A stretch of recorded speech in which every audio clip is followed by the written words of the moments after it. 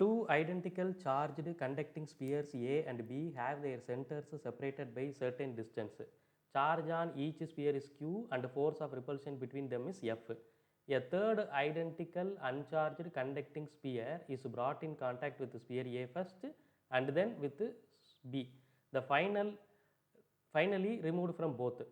New force of repulsion between spheres A and B வந்து என்னவா இருக்கும் அப்படின்னு சொல்லி கேட்குறான். ஸோ இவன் கொஸ்டின் வந்து என்னன்னா, ரெண்டு சார்ஜ்டு பாடி ஏன்ட்டு ஒரு சார்ஜ்டு பாடி பின்னு ஒரு சார்ஜ்டு பாடி ரெண்டு ஐடென்டிக்கலாக இருக்குது, ரெண்டுலேயும் சார்ஜ் கியூன்னு இருக்குது, ரெண்டுக்கு இடையில ஃபோர்ஸ் ஆஃப் ரிப்பல்ஷன் எஃப் அப்படின்னு வந்து சொல்கிறான். இப்போ என்ன சொல்கிறான், மூணாவதாக ஒரு ஐடென்டிக்கல் பாடி அன்சார்ஜ்டு, இது வந்து ஏல ஃபஸ்ட்டு கான்டாக்ட் ஆகுது, அதுக்கப்புறம் பியில் வந்து கான்டாக்ட் ஆகுது அப்படிங்கிறான்.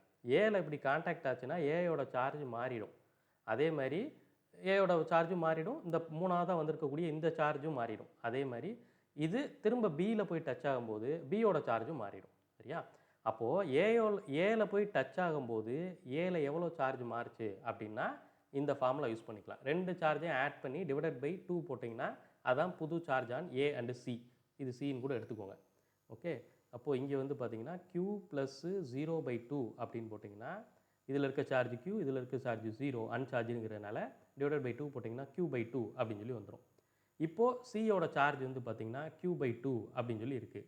இப்போ இது போய் பியில் போய் டச் ஆகுது, இது போய் பியில் போய் டச் ஆகும்போது இந்த ரெண்டு சார்ஜையும் ஆட் பண்ணி டிவைடட் பை 2 போடுங்க.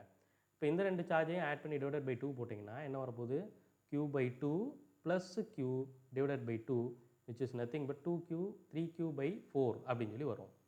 3q/4 அப்படின்னு சொல்கிறோம். இப்போ ஏயோட புது சார்ஜ் வந்து q/2, பியோட புது சார்ஜ் வந்து 3q/4. இப்போ இது ரெண்டுக்கு இடையில ஃபோர்ஸ் வந்து என்னவாக இருக்கும்னு சொல்லி கால்குலேட் பண்ணுவோம். அதாவது q/2 இங்கே வந்து 3q/4, ரெண்டுக்கு இடையில டிஸ்டன்ஸ் ஆர்ன்னு இருக்கட்டும். இப்போ இதனுடைய ஃபோர்ஸ் ஆஃப் ரிப்பல்ஷன் வந்து F டேஷ்னு வச்சுக்கோங்க. இந்த F dash is equal to K, q1க்கு பதிலாக q/2, q2க்கு பதிலாக 3q/4 டிவைடட் பை r² அப்படின்னு சொல்லி எடுத்துக்கலாம். ஓகே, இதை கால்குலேட் பண்ணிங்கன்னா K q²/r² இன்ட்டு 3/8 அப்படின்னு சொல்லி வரும். இது F டேஷ் அப்படின்னு சொல்லி வச்சுக்கோங்க. இந்த kq²/r² அப்படிங்கிறது வந்து என்னன்னு பார்த்தீங்கன்னா இதுக்கு இடையில் இருக்கக்கூடிய ஃபோர்ஸ். இந்த force F is equal to K q²/r² அப்படின்னு சொல்லி எடுத்துக்கலாம். So F dash is equal to F into 3/8. So 3/8 times of the initial ஃபோர்ஸ்ன்னு வரும். This is your answer.